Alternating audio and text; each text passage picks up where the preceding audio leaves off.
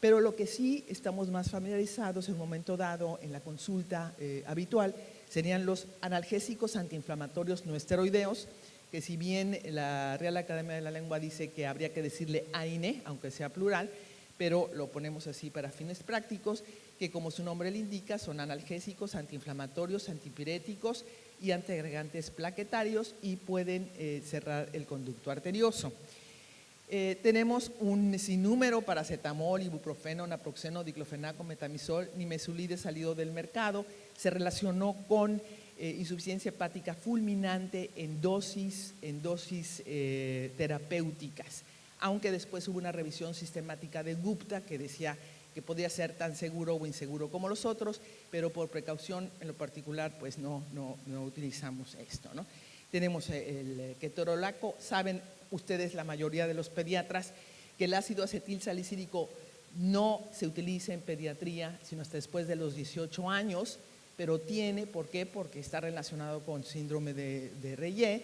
Solamente su indicación es en Kawasaki, que por cierto es muy doloroso. O sea, los pacientes llegan con un llanto importante porque les duelen las extremidades, tienen vasculitis, y la drepanocitosis o drepanocitemia. La indometacina tampoco se utiliza en pediatría, únicamente para cierre de conducto arterioso y síndrome de Bartter. El síndrome de Bartter es una hiperprostaglandinemia congénita. Las dosis, bueno, antes de las dosis es una invención mía, mnemotecnia para dosis de AINES. ¿Cuánto quieren sacar en el examen? 10. Paracetamol, 10 a 15 miligramos por kilogramo de peso. Ibuprofeno, de 5 a 10. Naproxeno, me reprobaron, saqué 5 miligramos por kilogramo de peso. En aquel entonces que se utilizaba nimesulide, me fue pésimo. Nimesulide, 2.5 miligramos por kilogramo. Y me fue todavía más abajo del 1. Antes del 1 tenemos flaco como diclofenaco, es el 1. Diclofenaco, 1 a 1.5 miligramos por kilogramo. Y si me voy debajo del 0, tengo a ketorolaco, 0.5 miligramos por kilogramo. Entonces, soy ketorolaco, 0.5 miligramos por kilogramo. Soy diclofenaco, ¿cuánto? Ajá, ok. Soy nimesulide y no se usa. Soy naproxeno. Bien. Soy ibuprofeno. Soy paracetamol. Y finalmente metamizol, que también es un poco discutido, de 10 hasta 17 miligramos por kilogramo. Es una regla que yo inventé, que de alguna manera me ha servido para los alumnos, ¿no? Ahí están las dosis. Y ¿cuáles son las precauciones? Sí, por favor, no combinen AINE con AINE. Ay, yo estoy pegando. No combinen AINE con AINE. ¿Por qué? Porque COX-2 actúa en nefrogénesis. En primer lugar, proscrito en recién nacido los antiinflamatorios. Recién nacido solo paracetamol y opioides. No combinar AINE con AINE porque aumento la toxicidad. Ay, es que no se le baja la fiebre, entonces póngale ibuprofeno más naproxeno. Y entonces más gastritis terrible, probable insuficiencia renal, de veras, con el uso de AINES. Yo lo he visto, cómo estos pacientes les indican 3 antiinflamatorios. Solamente puedo combinar con paracetamol porque paracetamol no es antiinflamatorio. Paracetamol solamente es analgésico antipirético. Ahí sí puedo combinar paracetamol con ibuprofeno, pero no naproxeno más ketorolaco más esto. No lo combinen, no lo combinen. Obviamente esto ya lo conocen, no utilizar en varicela ácido acetil salicílico, pero también se dice que ibuprofeno tampoco, porque se ha relacionado con lo que es una necrosis en piel, que sobre todo en pacientes inmunodeprimidos, en infecciones de piel puede producir una fascitis necrotizante. Hay estudios en modelos animales que hablan de esto. Por precaución en inmunocomprometidos. Entonces, deshidratado el paciente, aunque diga la señora, no, es que tiene fiebre, doctor, no se le quita con el paracetamol. Primero lo hidrato, ¿sí? Le doy paracetamol, pero nunca en deshidratación utilizar AINES, ¿ok? En deshidratación no, primero se hidrata el niño y después ya se le da su antiinflamatorio. No prescribir juntos, por favor, y esto lo hacen hasta los de posgrado. Y dices, bueno, ¿cómo es posible que se haga esto? Porque pues, no nos enseñan en la carrera muchas veces, ¿no?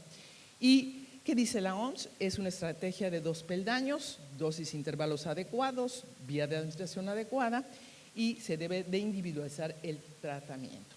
En el primer peldaño solamente recomienda paracetamol e ibuprofeno si están disponibles, y en menores de 3 meses solamente paracetamol.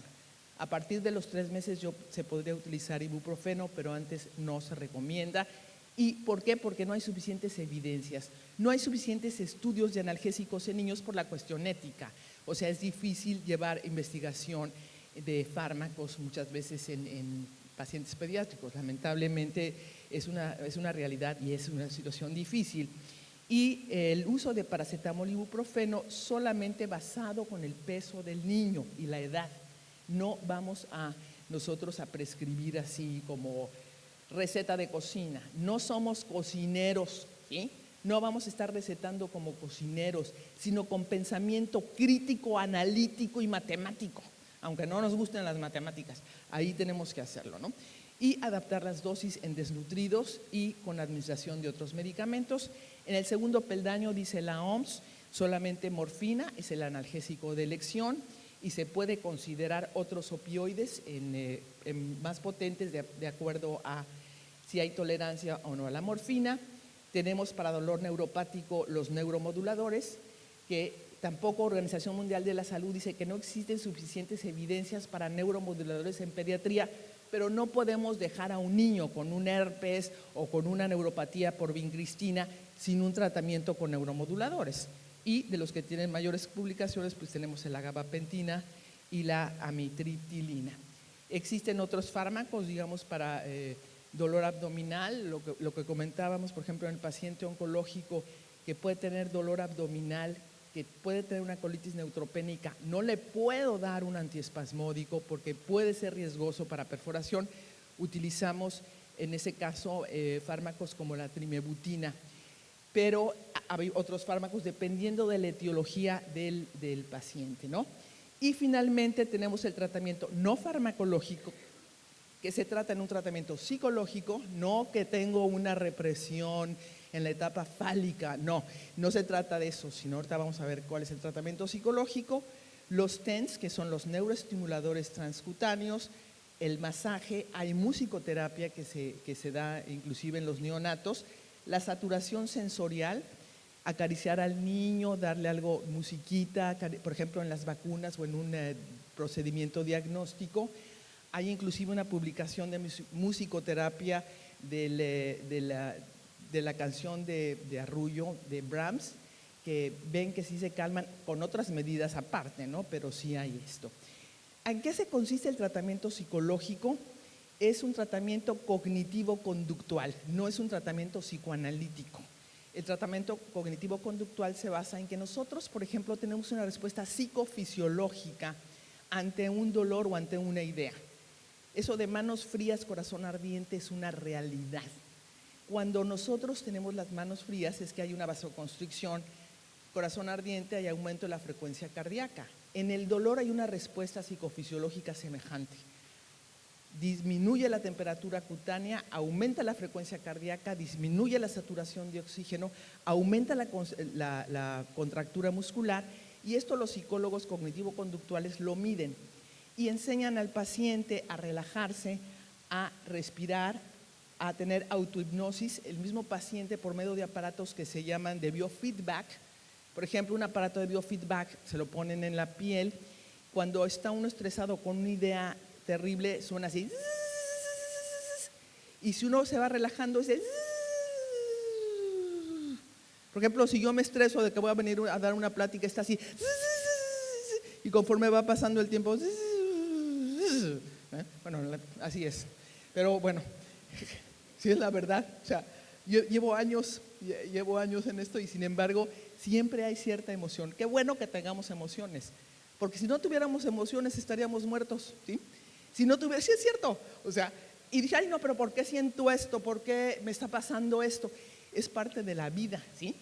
¿Cómo vamos a apreciar la alegría si no conocemos la tristeza? ¿Cómo vamos a apreciar el sabor si no lo tenemos? O sea, es importante esto. Bueno, tenemos aquí la desensibilización, la biorretroalimentación y la imaginación.